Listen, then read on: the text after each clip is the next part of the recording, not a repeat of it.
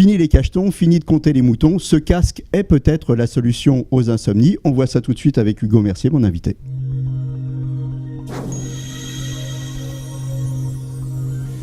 Hugo, donc le marché de l'insomnie, c'est 100 milliards de dollars et vous, avec votre start-up, vous vous attaquez à ce marché. Oui, effectivement, on s'est lancé dans cette quête d'améliorer la qualité de sommeil des gens il y a un peu plus de 3 ans avec le développement de notre premier produit Dream qui va essayer d'améliorer la qualité de sommeil en faisant de la stimulation cérébrale non invasive. Alors, est-ce que les neurosciences, puisque ça fonctionne, c'est les neurosciences qui sont à la base de tout, est-ce que les neurosciences, ça va être la solution à nos insomnies ? Tout d'abord, pour comprendre le sommeil, pour agir sur le sommeil, il faut comprendre et agir sur notre cerveau, parce que c'est notre cerveau qui va réguler notre sommeil. Donc, on a une approche, nous, qui est très scientifique, puisque au départ, c'était un projet de recherche fondamentale. On s'est rendu compte qu'en utilisant des sons envoyés à des moments très précis de la nuit, on était capable d'amplifier une phase spécifique du sommeil qu'on appelle le sommeil profond. Et c'est à partir de là qu'est née l'idée de développer un produit qui permettrait de répliquer ça, mais depuis notre chambre à coucher. Donc on a travaillé les 3 dernières années à développer des fonctionnalités actives qui utilisent de la stimulation audio, synchronisée avec le rythme cérébral, pour essayer d'améliorer différentes phases du sommeil. Alors quand on dit stimulation, on pense tout de suite électrode, onde. Là, pas du tout. Il n'y a pas d'électrode, il n'y a pas d'onde. C'est de la musique que vous allez m'envoyer, c'est ça ? Effectivement. Donc on utilise des sons, donc ça a l'avantage de ne pas être invasif. Donc on a différentes fonctionnalités pour l'endormissement, pour le sommeil profond, pour le réveil. Mais effectivement, le concept général, c'est qu'on va mesurer l'information, le rythme cérébral, l'information physiologique comme le rythme cardiaque ou la fréquence respiratoire. Et on va jouer des programmes audio qui ont pour but de moduler l'activité cérébrale, de changer quelque chose pour essayer d'avoir une meilleure qualité de sommeil. On n'a rien non plus dans les oreilles, hein, le casque il est autour là. Donc les sons ils sont véhiculés par le squelette, c'est ça ? Oui, exactement. Donc on est parti sur la direction de ce qu'on appelle la conduction osseuse. Donc c'est-à-dire qu'au lieu d'avoir un écouteur qui est un peu on va dire embarrassant pour dormir avec, on passe par de la conduction osseuse. Donc le son va être émis en fait sur l'avant du bandeau et va être propagé via le crâne dans l'oreille interne. Donc c'est une façon d'entendre le son sans avoir quelque chose à mettre autour ou dans les oreilles. Toute l'intelligence du système, elle est là, hein, ici, dans le petit boîtier. Enfin, je ne le vois pas, il est par là, c'est ça ?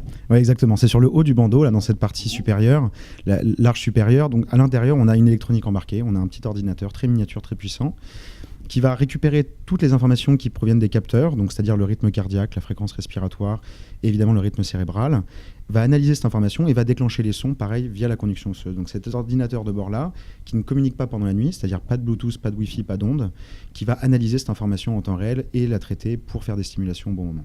Donc si j'ai bien compris comment ça marche, en premier, le casque analyse notre sommeil et ensuite, il va s'adapter.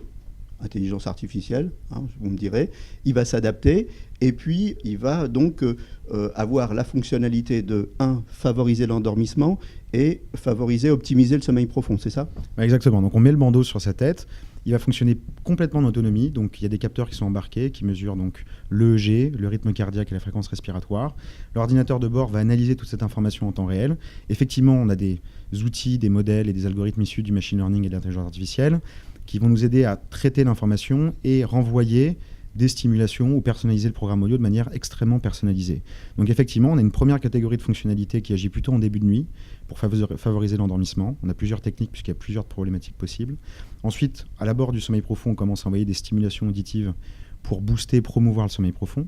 Et en fin de nuit, on a un réveil optimisé qui va réveiller la personne au moment optimal. Vous voulez être réveillé à 7h, on va vous réveiller entre 6h40 et 7h au moment optimal pour éviter ce qu'on appelle l'inertie du sommeil quand on est réveillé dans une mauvaise phase. Et puis après, pendant la journée, on peut analyser toutes les données parce qu'il y a aussi un certain nombre de fonctionnalités sur l'application mobile qui permettent de suivre comment j'ai dormi, avoir des conseils personnalisés par rapport au contexte. Donc le résultat de tout ça, plus d'insomnie, plus de stress, plus de dépression, enfin moins, hein, tous ces facteurs pèsent sur... et je crois même que vous êtes en passe de signer un contrat avec des mutuelles américaines parce que l'insomnie, c'est aussi l'absentéisme, c'est aussi les retards au travail. Je ne dirais pas qu'on a résolu déjà toutes les problématiques, tous les maux associés au mauvais sommeil, mais effectivement, l'intérêt d'essayer d'améliorer le sommeil, c'est de pouvoir contrecarrer les aspects négatifs du sommeil. Quand on dort mal, on a des performances qui chutent, on n'est pas dans un bon mood, donc il y a évidemment des liens avec la dépression, et puis plus largement et sur le plus long terme, c'est associé à des problématiques de santé comme les maladies neurodégénératives ou cardiovasculaires. Donc on essaye, via l'amélioration de sommeil, d'améliorer ça. Effectivement, le mauvais sommeil, c'est un impact économique. L'année dernière, ça a coûté environ 411 milliards de dollars à l'économie américaine, principalement aux grandes entreprises et aux compagnies d'assurance. Donc en développant un produit qui permettrait d'améliorer ça et donc de faire chuter les coûts, effectivement, il y a des partenariats intéressants qui sont en train de se former avec des mutuelles et des grandes entreprises. Alors, il y a un autre aspect qui nous intéresse beaucoup, c'est l'aspect santé, puisque vaincre l'insomnie, c'est aussi ne plus prendre de cachet, ne plus être dépendant à tous ces produits. Donc ça, c'est un aspect, j'imagine, extrêmement intéressant.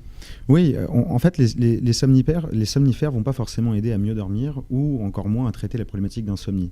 Moi, le somnifère, je le vois comme un coup de massue en début de nuit pour favoriser l'endormissement, mais ça n'améliore pas la qualité de sommeil. Donc, les somnifères, il y a pas mal d'études qui montrent que c'est nocif, que c'est pas bon pour la santé, qu'il y a des liens avec les maladies neurodégénératives, par exemple. Donc, nous, on a une approche non invasive. Et en fait, on se rend compte que dans la problématique du sommeil, les approches cognitives ou non invasives ont en fait bien plus d'efficacité que la consommation de somnifères. Donc via le produit, on aimerait prouver qu'effectivement, le produit actuel n'est pas un dispositif médical, c'est un produit à viser grand public. En revanche, dans les applications futures, on est en train de regarder une sorte de traitement nouvelle génération de l'insomnie en utilisant des techniques non invasives. Tout ça, c'est bien beau, mais alors, est-ce que ça marche ? Évidemment que oui. Donc vous avez fait des études ? Évidemment. Ça fait 3 ans qu'on travaille dessus. On a fait un certain nombre de validations déjà. On teste le produit depuis le premier jour. Mais en termes de validation massive, on a fait un programme bêta sur 500 utilisateurs pendant 6 mois, ce qui a à peu près généré 45 000 nuits de données. Et en parallèle, on a fait un essai clinique avec l'Hôtel-Dieu et l'Université Paris-Descartes sur une 25 personnes, 5 nuits par personne. Donc toutes ces données-là nous ont permis dans un premier temps de valider la technologie, montrer qu'on était capable de répliquer le niveau de précision d'un appareil de laboratoire, et évidemment l'impact du sommeil profond, l'impact des stimulations sur le sommeil profond. Les nouvelles fonctionnalités qui viennent de naître sur l'endormissement ont été prouvées, pas dans un cadre clinique, mais sur des testeurs, une 50aine de personnes depuis 6 mois. Donc on a toutes ces données-là qui ont été analysées et on a des informations qui sont disponibles sur notre site. Le lancement, c'est pour bientôt. Alors c'est pour quand ? Où on trouve le casque et à combien ? Alors, on n'a pas encore annoncé la date précise de livraison. En revanche, on peut déjà aller sur notre site dream.com pour le prendre en précommande. Donc, on a une phase de précommande. Donc, c'est-à-dire qu'il y a 100 € de discount qui est offert, étant donné que c'est en précommande. Ce sera disponible cet automne. On n'a pas encore la date définitive. On devrait l'annoncer dans les prochaines semaines. Voilà, alors on va pouvoir voir ce casque, vous rencontrer aux entretiens médicaux d'Anguin, éventuellement peut-être l'acheter, on verra s'il est disponible à ce moment-là. J'ai une dernière question à vous poser, vous dormez bien vous ? Je dors plutôt bien. J'ai pas besoin de beaucoup dormir, donc je suis assez chanceux.